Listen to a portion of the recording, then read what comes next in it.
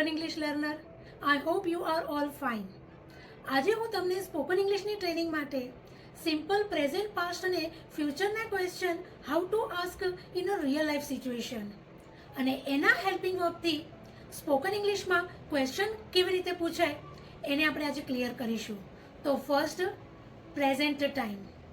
પ્રેઝન્ટમાં simple કોઈ પણ ક્રિયા કે એક્શન રિલેટેડ ક્વેશ્ચન આસ્ક કરવા હોય ત્યારે friends according to subject do અને ડઝ આ હેલ્પિંગ વર્બનો યુઝ કરીને you can ask any simple question in a present time. For example, do you learn spoken English?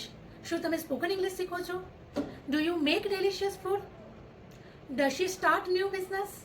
Does he play cricket? Now second, past. Simple પાસ્ટની કોઈ પણ રિસન્ટલીમાં કોઈ ક્રિયા કે એક્શન પતી હોય કે તમે શું કર્યું એના રિલેટેડ જ્યારે તમારે ક્વેશ્ચન પૂછવા હોય ત્યારે ફ્રેન્ડ્સ ઓલ સબ્જેક્ટ સાથે ડીડ આ હેલ્પિંગ વર્બનો યુઝ કરીને you can ask any past related question. For example, did you eat pizza? શું તમે પિઝા ખાધા?